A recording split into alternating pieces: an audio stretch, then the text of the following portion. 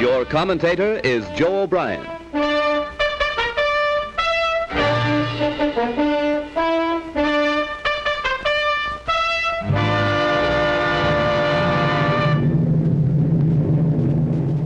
Here is the motion picture record released by the United States Navy of the havoc wrought by the Japs' sneak sky and sea raid on Pearl Harbor, America's mid-Pacific naval bastion.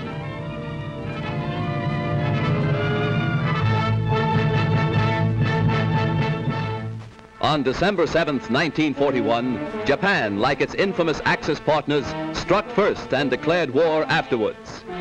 Costly to our Navy was the loss of war vessels, airplanes, and equipment, but more costly to Japan was the effectiveness of its foul attack in immediately unifying America in its determination to fight and win the war thrust upon it, and to win the peace that will follow. The Japs copied their German masters in striking hard at airfields. Hickam Field, northwest of Honolulu, and the Fort Island Naval Plane Base were the first objectives of Japan's treachery. Scores of planes were bruised and battered by the Japs' aerial bombs. Many of these were demolished beyond repair. Direct hits were scored on hangars, and these were badly shattered. Equipment and airplane supplies were reduced to smoldering ruins. Here at the Naval Air Station is grim and positive evidence of Jap treachery. Here foul blows were struck, while Jap diplomats were talking peace in Washington. America lost 3 destroyers. Here are seen the United States destroyers Downs and Shaw as they rest on the bottom of Pearl Harbor with decks awash after Jap bombers make direct hits on their decks. First to feel the sting of Japanese steel are the USS Oklahoma and Utah, the latter a 33-year-old target ship. Accurate hits by the enemy bombers make short work of these 2 naval bulwarks. Now, with their keels practically out of water, they lie helpless wrecks and a sad reminder of cowardly strategy. To make possible a surprise attack within Pearl Harbor, the Japs built 2-man submarines to enable them to fire sneak blows within waters that are narrow and tortuous. Several of these surprise weapons were blown from the water by direct hits of our naval gunners. Others were beached and captured. While sky and sea fire was still raging, salvage crews inspected our naval craft to estimate what may be saved. Before the din of bursting bombs had been silenced, preparations were underway to salvage these 2 warships.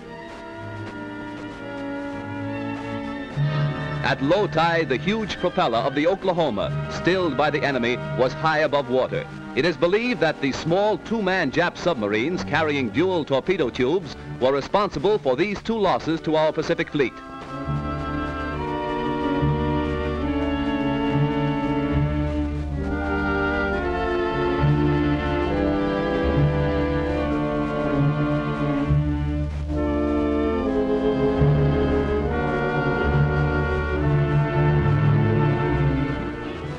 Here is the actual bombing of the mighty USS Arizona by Jap planes.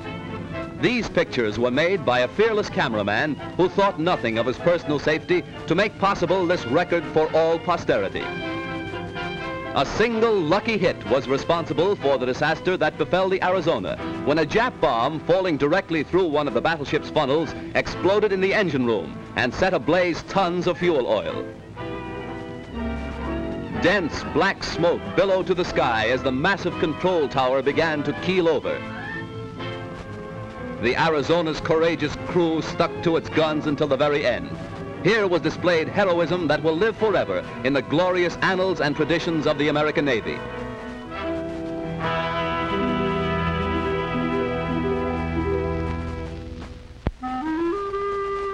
The once mighty Arizona now rests on Pearl Harbor's muddy bottom, a pitiful relic of its former self, a grim monument to the treachery of Japan.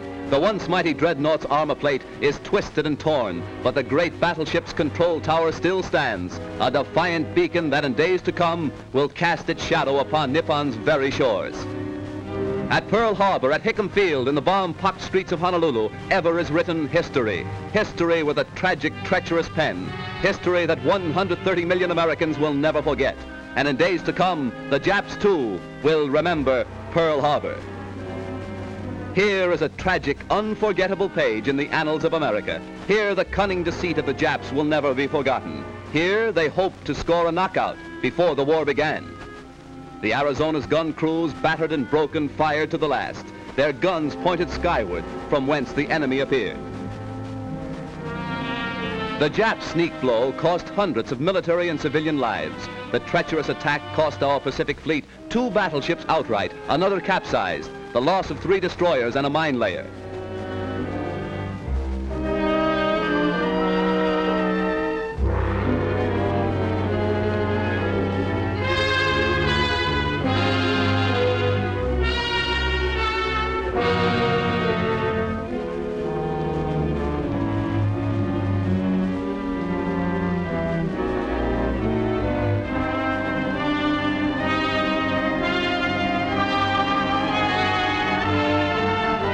While bombs were still bursting and flames still pouring from our shattered naval craft, a light United States cruiser valiantly moves out to join the fleet and avenge Pearl Harbor.